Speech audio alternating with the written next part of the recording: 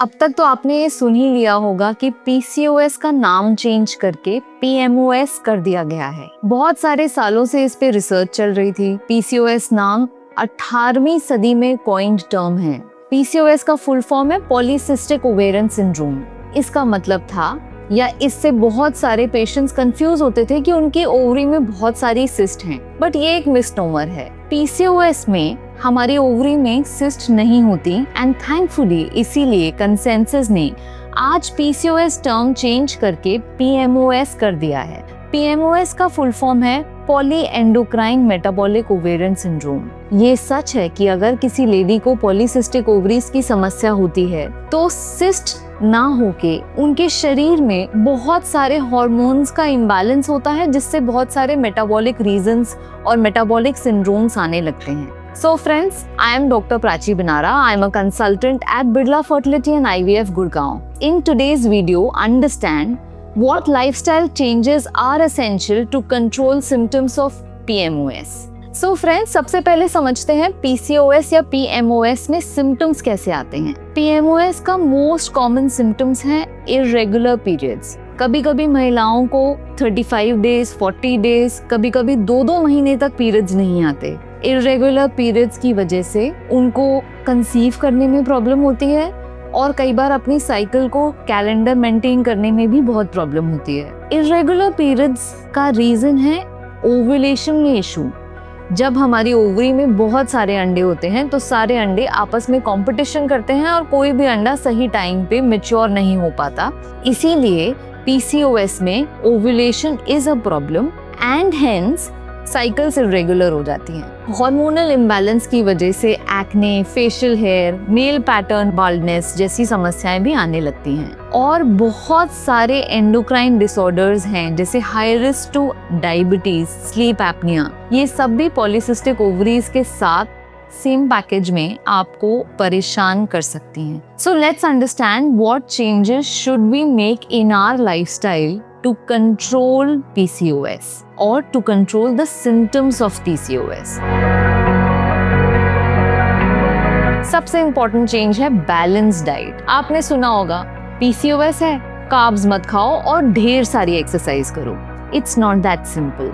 हमारी थाली, हमारी प्लेट एक बैलेंस डाइट से भरी होनी चाहिए। प्रोटीन्स, फैट्स, कार्बोहाइड्रेट्स सबका इम्पोर्टेंस है। अगर हम फैट नहीं खाएंगे तो फैट सॉल्युबल विटामिन्स अब्सॉर्ब नहीं होंगे। इसीलिए सिर्फ protein rich diet and fat and carbohydrate zero diet is not recommended. Rather you should have a balance diet in your daily routine. हमारे प्लेट में हर तरीके के विटामिन्स एंड मिनरल्स भी इंक्लूडेड होने चाहिए। So high protein diet with lots and lots of vegetables and fruits to give vitamins and minerals.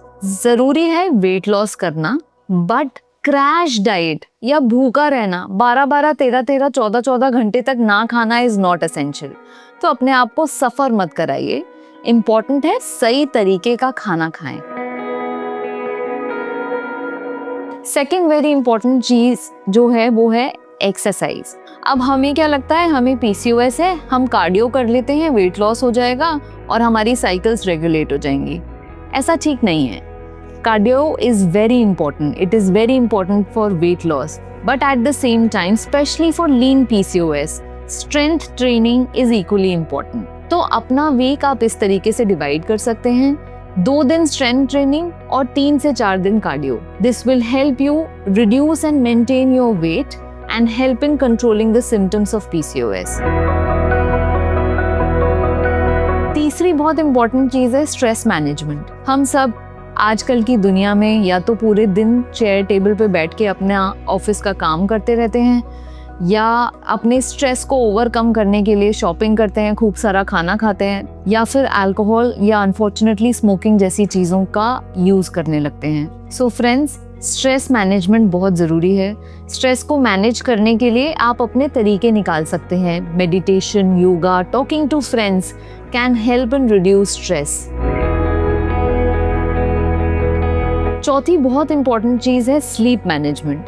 हम सबको लगता है स्लीप में तो हम टाइम वेस्ट कर रहे हैं, 3-4 घंटे सो के हम अपने ब्रेन को रिचार्ज कर सकते हैं और वापस से काम करना शुरू कर सकते हैं। आपकी प्रोडक्टिविटी इससे आधी हो जाएगी। It is very important to sleep at least 7 to 8 hours every day. जब हम सो रहे होते हैं हमारा बॉडी अपने सारे हॉर्मोन्स और सारे सिस्टम्स को रीसेट करती है। Sleep is essential. Have a good night sleep and have a discipline in your sleep. किसी दिन रात को 8 बजे सो जाना और अगले दिन रात को 2 बजे तक जगे रहना is not called sleep discipline.